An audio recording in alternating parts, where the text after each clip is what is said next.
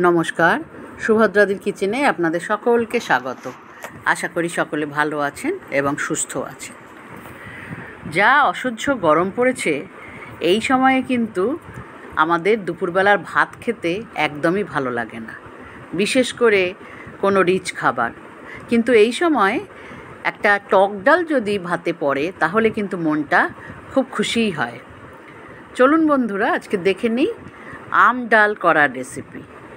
আমি তার জন্য নিয়েছি একটা বড় সড়ো কচি দেখে আম এবং 1 কাপ ছোট মুসুর ডাল।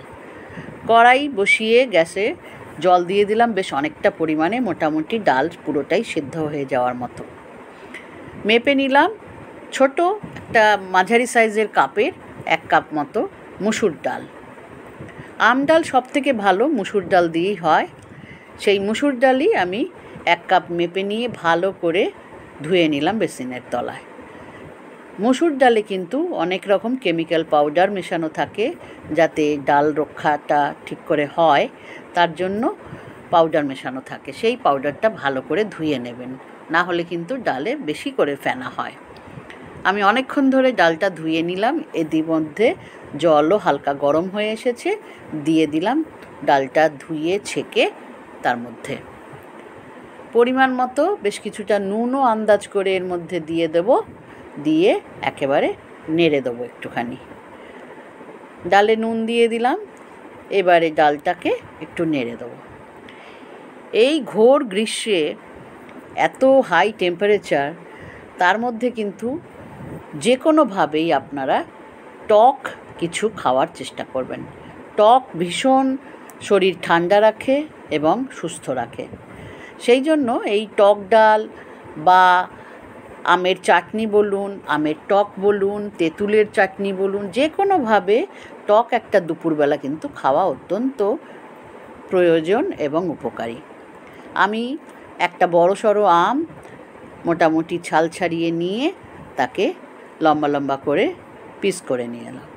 নিয়ে এবার ডালটা মোটামুটি আমার 40% মতো সেদ্ধ হয়ে গেছে। এবারে আমগুলো ছেড়ে দিলাম ডালের মধ্যে। আম শুদ্ধ ডালটাকে এবার সিদ্ধ হতে দেবো, তার জন্য ঢাকাও দিয়ে দিলাম। নুন আগেই দিয়েছি। মোটামুটি মিনিট 10 এইভাবে সেদ্ধ করে নেওয়ার পর দেখুন আম কিন্তু একদম ভালো করেই সিদ্ধ হয়ে গেছে, আর ডালও সেদ্ধ হয়ে এসেছে। এর মধ্যে আমি আম কটাকে একটু নামিয়ে নিয়ে পরে তাকে একটু জল মেশাবো এবং ডাল কাটা দিয়ে নেব।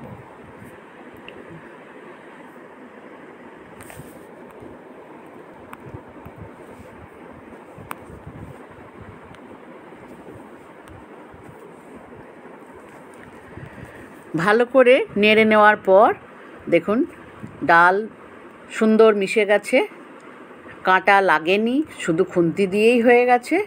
এবারে আলাদা একটা জায়গায় জল গরম করে দিয়ে দিলাম এই ডালের মধ্যে। আসলে টক ডাল খুব পাতলা খাওয়া ভালো লাগে। এদিকে একটা কড়াই আলাদা বসিয়ে দিয়ে দিলাম সামান্য সর্ষের তেল। তার মধ্যে 2টো শুকনো লঙ্কা ছিঁড়ে ফেলে দিলাম, আর দিয়ে দিলাম 1 চিমটি সর্ষে। হ্যাঁ, ঠিকই শুনেছেন, সর্ষে দিয়ে আমডাল ফোড়ন দিলে দারুণ একটা সুগন্ধ চারদিকে ছড়িয়ে যায় এবং টক ডালের স্বাদও বাড়ে। দিয়ে সর্ষেগুলো ফুটতে শুরু করলেই সেই সিদ্ধ করে রাখা আমডাল দিয়ে দিলাম। ব্যাস, ফোড়ন দেওয়া শেষ। একটু সামান্য চিনি দিয়ে দেবো, সামান্য, কেননা টক ডালে একটু চিনি দেওয়া প্রয়োজন। দিয়ে মোটামুটি ফুটে উঠলে এবার ডাল নিভিয়ে দিলাম। পরিবেশন করার জন্য একটা বাটিতে ঢেলে নিলাম। বন্ধুরা, আশা করি ভালোই লেগেছে এই টক ডাল বা আম ডাল। আর ভালো লাগলে অবশ্যই যারা এখনও চ্যানেলটিকে সাবস্ক্রাইব করেননি তাদের কাছে অনুরোধ চ্যানেলটিকে সাবস্ক্রাইব করে দেওয়ার জন্য।